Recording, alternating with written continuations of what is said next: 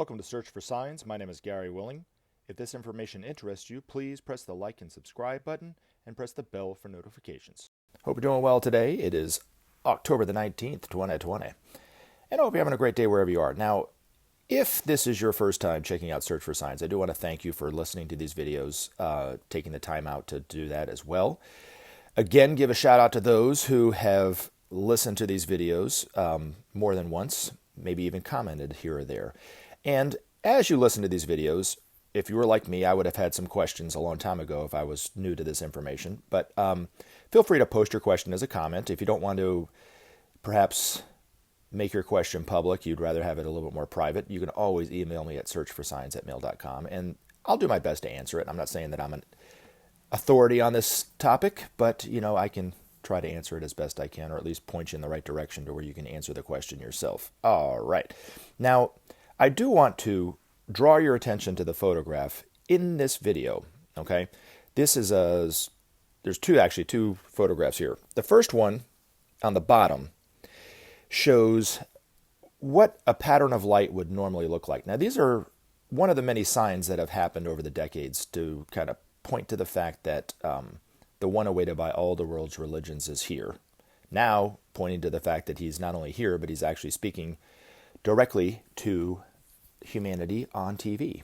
All right. Now, but this is probably, I would say, out of all the miracles, like weeping icons, visions in the, of the Madonna, for instance, healing waters, crosses of light, crop circles, UFO sightings, and so forth. This is hands down probably the least popular of all the signs. Most people don't even really realize that these are going on. Now, the irony of it is that they're everywhere.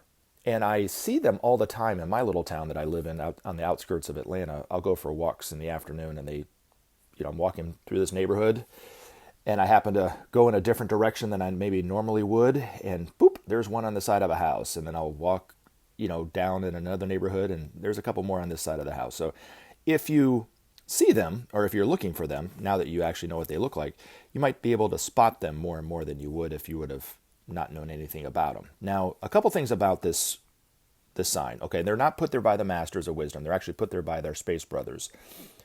The second thing is they don't have any healing qualities. So you might get, somebody might call the police if you're standing there in front of them trying to receive a healing like you would in front of a cross of light in a window in somebody's home or something. Those actually have healing properties. And they also, the start time when they would appear and the ending is different. And it's also based on the sun. So if you are walking or driving on a gloomy kind of cloudy day, rainy day, they're not going to show up like they would if there was mostly to full sun in the area. And it depends on the direction of where the sun is, when and where they appear. So as the seasons change, the start time and the ending time will be different. So that's something just to kind of be aware of. But they are literally everywhere. I've seen dozens of them in my short little life. But since I've been talking about these miracles on Search for Signs, the picture on the top, okay, now let me talk about that one. This is another pattern of light which is much rarer than the one that you would see on the bottom. Now, a friend of mine some years ago was walking in Nashville, Tennessee, in downtown, and happened to see on the side of this building these images that they look like they were put there by a projector of some kind, but they're actually patterns of light just like the other ones. Took a photograph of it. I remember when I first saw these years ago, I remarked that it looked like Hebrew, like the Hebrew language. But when she went and visited Benjamin Creme, he took a look at the photographs and said, yes, they are patterns of light. And she asked him about the language. She goes, is this the language that they speak? And he goes, no, it's actually an ancient language that was spoken on Earth eons ago. But it is a language that they were trying to communicate with us. Now, I can't remember if I even asked her, did you ask him, what it meant? I don't think she did. But anyway, I've been trying to find this photograph in my house for over a year since I started this channel. This is one of the first things I wanted to talk about. Thought I knew right where the photograph was, couldn't find it. I turned my house literally upside down, except for this one part of my house, it's an attic that goes behind a bathroom, kind of to the side into the bathroom, the second bathroom. And it's a very, very tiny little attic that I had stuffed with stuff. Anyway, so I had to take everything out the other day. Lo and behold, these pictures were found along with some other pictures that I was wanting, in this little attic area. So I had been looking in the wrong part of my house for the year and a half that I wanted to show this to everybody on this channel. But they're quite extraordinary, and this is a little bit better look of them. Now, we talk about the Space Brothers on this channel, and if this is your first time checking out these videos, I do want to kind of touch on the work of the Space Brothers and those kind of things. Now, most people, in fact, I would probably go out on a limb to say pretty much everybody has heard about UFOs. Pretty much everybody has an opinion about it either way. Either they believe them to be real or not. And if they do believe them to be real, well, then there's a myriad of opinions about where they're coming from and why they're here and what's the reason why they're coming, right? Now, I would like for you to consider a different view than perhaps maybe you've heard about UFOs and what some people call aliens and so forth, and why they're here and where they're coming from. And I want to talk about George Adamski's view on it and Benjamin Creme's view. Now, I am going to tie it into my own personal opinion and my own personal experiences with seeing UFOs to kind of add some legitimacy to their view on why they're here and where they're coming from. Okay, so according to most people, when it comes to UFOs that believe in UFOs, they would say that they're coming from either another dimension per se or from the far reaches of the galaxy. Okay, anytime mainstream science tries to prove or tries to see if there's life on any other planets, of course we can't get very far, right? So we're really only hitting Mars and maybe Venus. I think the Russians back in the early 80s, late 70s, early 80s, sent a probe to Venus, and the atmosphere was so dense that it actually crushed the probe, but not much was really shown. So any videos that come back from Venus, mainly from Mars, for instance, is really not showing anything, right? Just showing a bunch of rust-colored rocks and dirt and maybe little frozen pools of methane gas kind of thing, and it looks like ice, but it's really not water that we would want to drink. But, and then when it comes to trying to prove if there's any life or has been life on Mars, they see a little trail and they might see that in ice and say, okay, that was a microbe maybe that went through there millions of years ago, so maybe there was life that didn't, take or something like, what I'm saying? So that's kind of the popular view of it. And then there's kind of the fringe view of life on Mars. They look at the face on Mars, the shadow of this mountain that looks like a face, and they think it was maybe a statue or a structure. Believe it or not, doesn't matter. But that's what they view, right? Then you have people who maybe are really into UFOs, think they're coming from other dimensions or other parts of the galaxy. They might be here beneficial, in a beneficial capacity. They might be here in a nefarious capacity to maybe take us over. A lot of people believe that they're abducting, people and doing all sorts of nasty experiments on them and so forth, unspeakable experiments on them to find out more about us and so forth. But there's always been this kind of evidence in the sky. People, before phones and videos on phones, people would come out, hey, I saw something, right? And then people would either believe it or not. And then now that there's phones and anyone can kind of pull out a phone and videotape it or take a picture of it, well, it's getting harder and harder for people to deny that they're not out there, right? Now, according to Benjamin Creme and a gentleman named George Adamski, they said that these aliens are not aliens. They're actually fellow brothers and sisters of humanity from other planets within our solar system. They are here on a beneficial capacity, actually a spiritual mission, really, to help us, mainly during this crisis, but they've been helping us all along from the earliest stages of humanity, eons and eons and eons ago, to bring us to the point where we're at today. According to Benjamin Creme and George Adamski, had claimed to have had not only experiences with UFOs, but also the occupants within the UFOs, and know for themselves and try to tell everybody else that they're here, they're harmless, but they're here helping us in some kind of way. Now, George Adamski was the first to really come out in the public and say that there's actually humanity on every planet in our solar system and nearly every planet in the entire cosmos. So what do I mean by that? And before you turn off the channel and say this guy's crazier than a shithouse rat, let me explain something. So according to modern science, a scientist would say that the physical universe is made up of three things, right? Solid, liquid, and gas, and that's it. That everything that, and that's, I think, why people have a tendency to believe that these UFOs are coming from another dimension, meaning that, there's no evidence of them, flying to us, and all of a sudden they appear and then they disappear, so maybe they're going into a different dimension or not or whatever.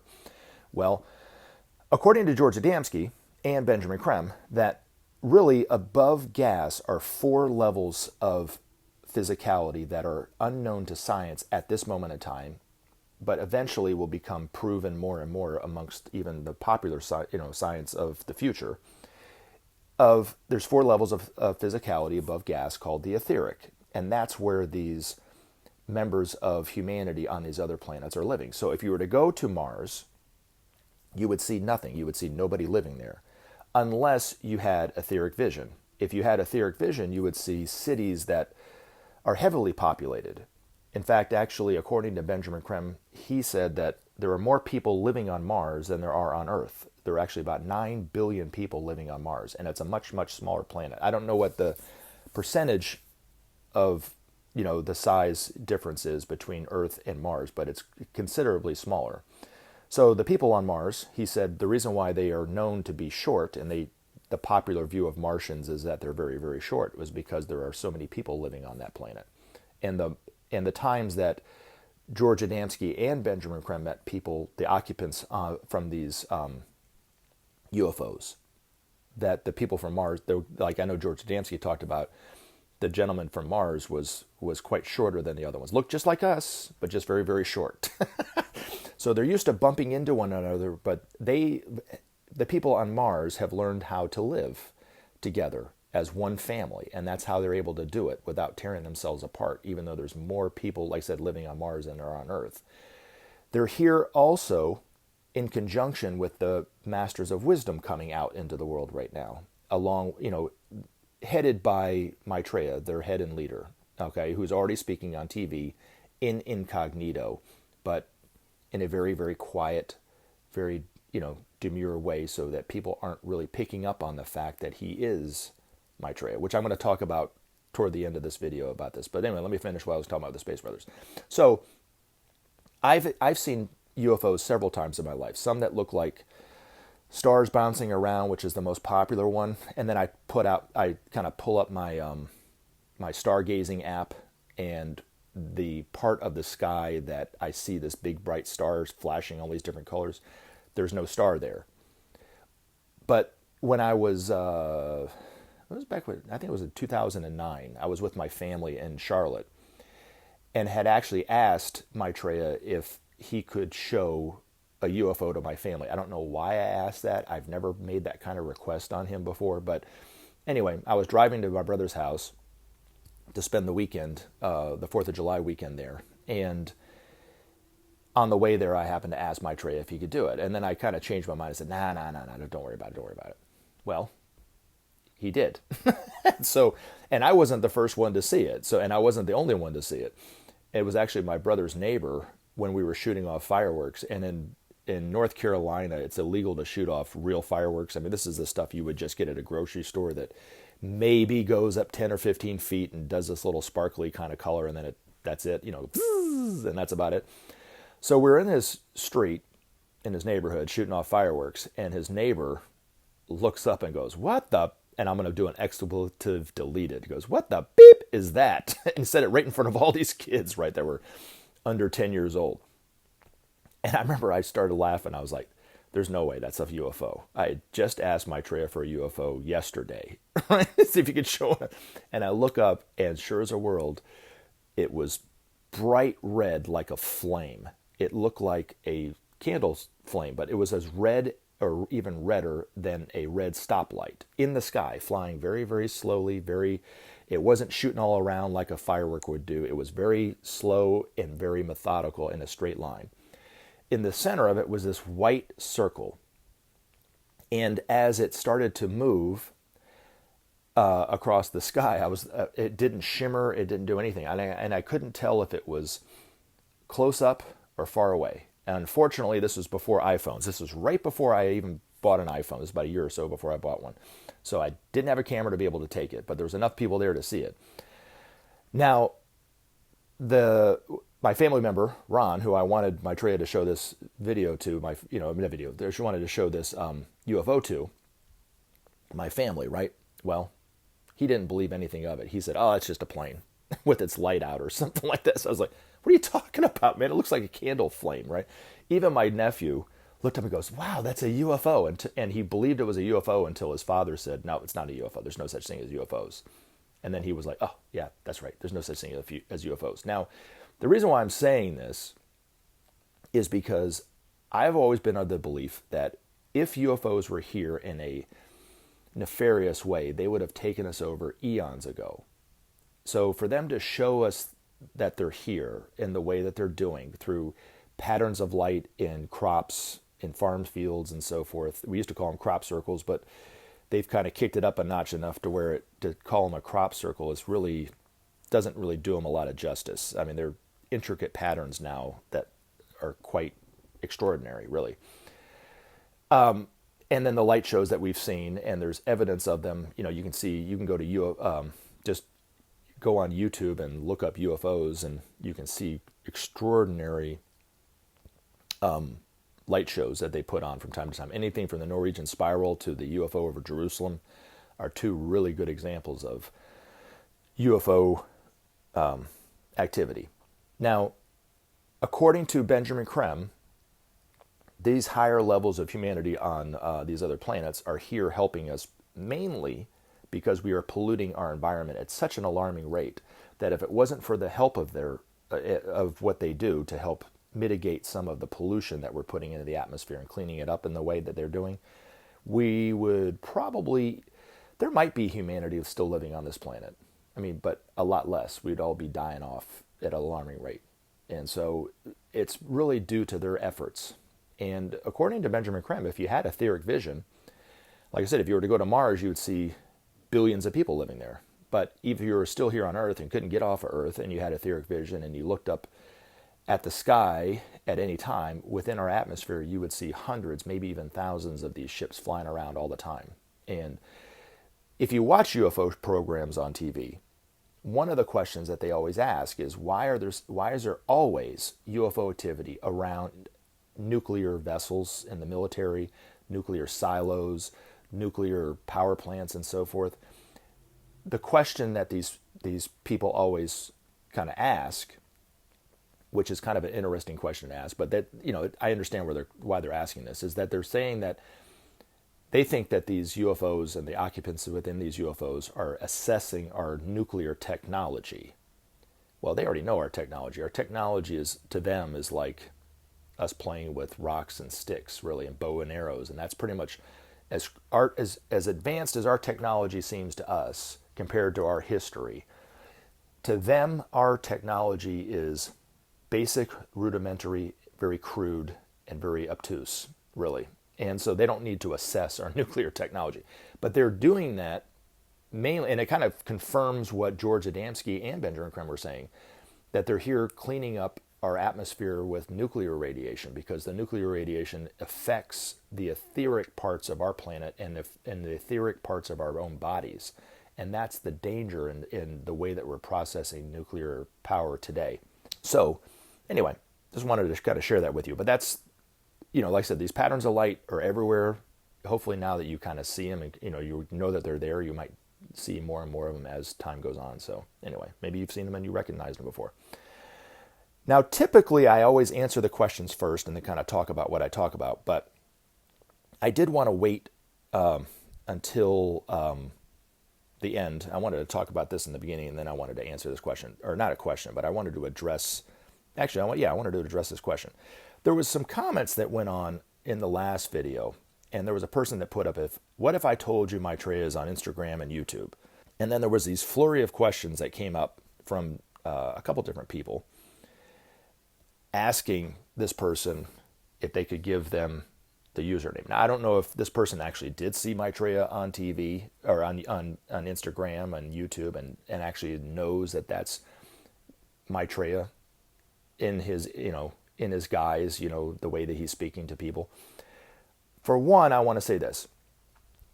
It's very, very important for every single one of us to see Maitreya and recognize him for ourselves. Now, it does make it easier, I think, for any one of us, whether we believe this information or not, to recognize Maitreya now that we know that he may or may not be speaking on TV. If you had no idea that he was even speaking on TV, well, then you would just see a person talking on TV and not think much of it. But now that you know a little bit about his priorities, a little bit about the fact that he may or may not be speaking on TV or so forth, it will make it easier for people to recognize. But it's very, very important that we recognize him for ourselves. Very important. And hopefully, and I'm going to have to really moderate this channel a lot better than I've been doing, because I don't want to be an unwitting accomplice to somebody letting the cat out of the bag that they've actually seen somebody on TV and it was Maitreya. And it's also important not to say that that person isn't Maitreya. So you can't really say it or not, because even Maitreya himself, up until the day of declaration, will not be declaring himself as anything but just an ordinary person.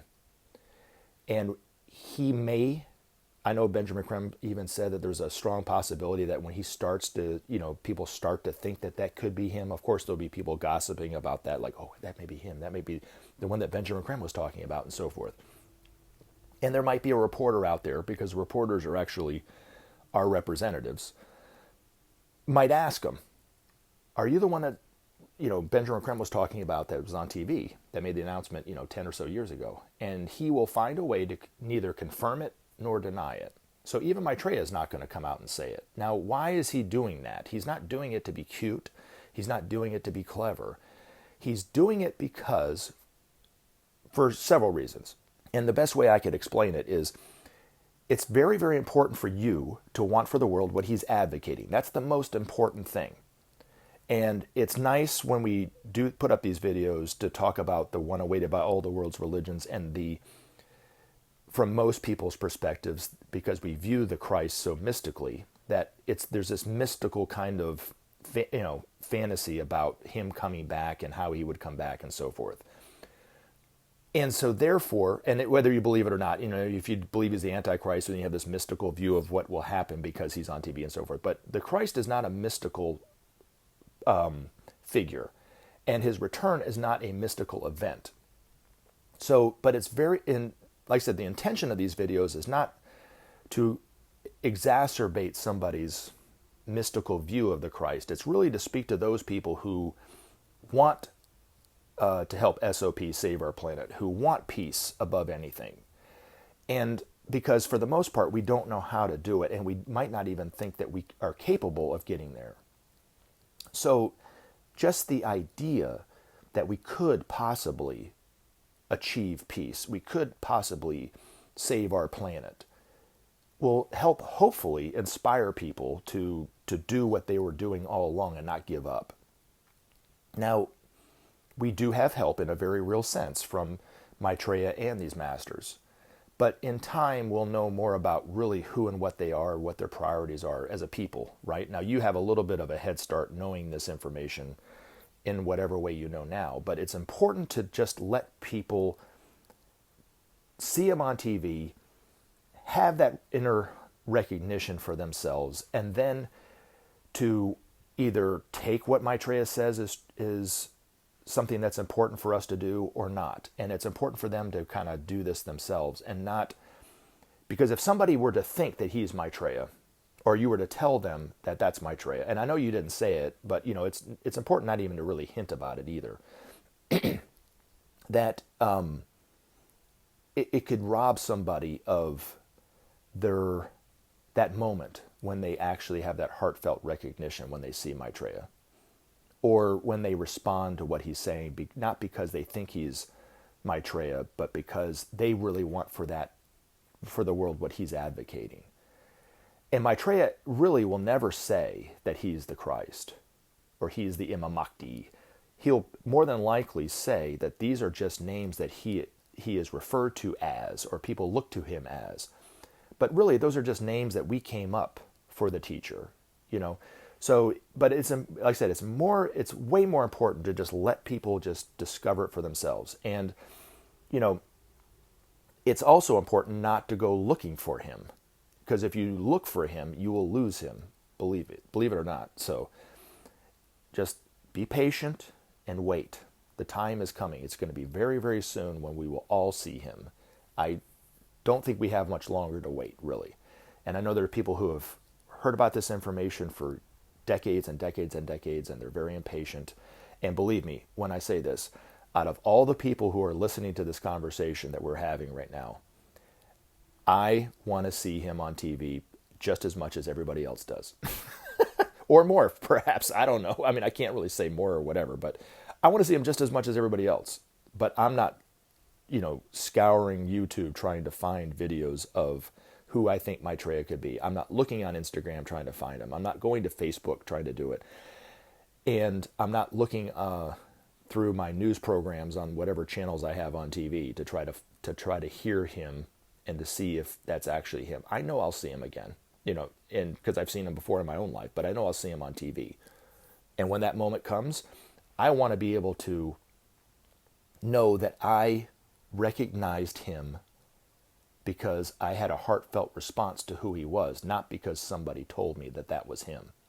So if it gets to the point where these discussions kind of take a turn for the worst, you know, these comments and stuff like this, and they kind of take on a life of their own, I'll either end all the comments and not allow people to put comments up on these channels, and you'll just have to email me for questions, or I'll have to start removing people off because I don't want it to get to that point. So it's best, if I can say this again, try to give a stern warning. It's very, very important to not even hint about it. Just let it go. Just let people find it. And yes, Raj Batal was thought to be Maitreya, you know, and people still to this day think that he's Maitreya because they haven't seen anybody else. But when Benjamin Creme made the announcement that Maitreya was on TV in January, he never said that Maitreya's first interview was in January 2010. Now, did he? It could have been months prior to that Maitreya gave his interview. So, I mean, just something to think about, really. I mean, I'm not saying that it was. I'm not saying that it wasn't. I'm just saying that he never said it. And so when he made that announcement, when people saw somebody that they thought, and I got to give it to you, Raj Batal does look like Maitreya's picture to some degree, right? And he's Indian, and he speaks with an English accent, and he was talking about justice. But the times that I've seen Maitreya, his language was so simple and so heartfelt that you almost didn't have to hear what he said, the words that came out of his mouth, to really get what he said. It penetrated my heart so hard. It was bam. And it resonated with me so well that I couldn't mentally wrestle, or as they say in the South, wrestle with it. It was simple truth. And as much as I respect Raj Batal, as much as I admire him for what he's doing, I don't get that sense when he's talking. He's an intellectual speaking to intellectuals. And I just didn't get that sense from him. Now, I'm not saying that he is, I'm not saying that he isn't. I mean, he came out and denied it, which Benjamin Creme said that Maitreya would never confirm nor deny that it was him. So that should pretty much rule that out right there. But, you know, anyway, I understand people's confusion on it, but it's most important to just not even bring it up. Just, it'll come. You know what I'm saying? I've had enough experiences with Maitreya over my life to know that he's real, you know, and to know that he's actually here, and he has a tremendous concern for the problems of the world, and he's not going to just let us go off the cliff without, you know, putting up a fight, so to speak. And he knows that there are people who think he's the Antichrist. And he'll love them the same way that he loves those who are working every day to help solve the problems. And the division that we see, too, this is the other thing I want to talk about, because somebody else brought up something about the energy of Maitreya causing this. The division that we're seeing it's because of the love nature of God flowing through Maitreya, but it's not so much that as it is two great avatars that are working through Maitreya. It's causing just a temporary division. From us, it seems permanent. It seems like this is going to be like this forever, right? But from the master's point of view, this is just a briefest moment of time to cause this separation, which has the purpose behind it and the eventual effect of it will be far greater and far better for humanity than if we didn't go through this turbulent stage. But it is creating the divisions, like you're saying. And it's the sword of cleavage. It's what Jesus said and predicted in the Bible. I come not to bring peace, but to bring a sword. To set father against son, mother against daughter, neighbor against neighbor, or however you put it. You get my point. That's the energy of the Christ nature of God, But it's being magnified by these two great avatars that are working through Maitreya in the same way that Maitreya worked through Jesus and the Buddha worked through Gautama Buddha. But it's doing its work now. And I don't think the world can get much more divided before it rips itself apart. So that's why I'm convinced that we don't have a lot longer until we see Maitreya out on TV. And once we start to see Maitreya out on TV, recognize him, and then once he finally declares himself on the day of declaration, then what you're going to see is just as divided as the world is today. And it's like the thought of us coming together as a people to solve our problems is nearly impossible for us to even envision right now, right? It'll swing back the other way, and humanity will come together in a way just as we are separated now. We will come together and synthesize as one humanity and tackle our ever-growing problems in a way that we, just as divided as we are today, it'll be just as unified in the opposite. So, and that's the purpose of that energy and why it does cause just a temporary division. But unfortunately, we chose to incarnate at this time to help the planet. We are the ones that will make the right choice when Maitreya presents that choice to humanity. And that's the other reason why we see the divisions, because Maitreya is going to lay down a choice for us. We either share the world's resources or perish together. That there's no other option. There's no other option for any one of us anymore. And that's the choice he will present to us. And we are in incarnation now, those who want a future, want peace, want a planet for their children and their children's children and future generations on into the future forever, right? Is because we have the experience, we have the wisdom, we have the compassion, we have the foresight to respond to that question and respond properly and answer that question.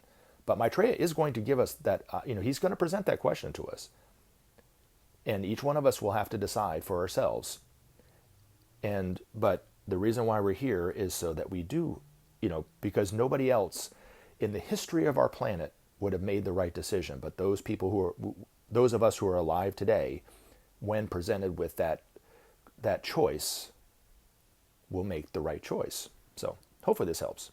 Hope you have a great day. We look forward to talking to you again. And help SOP save our planet. Thanks for listening, and we look forward to talking to you again in future videos.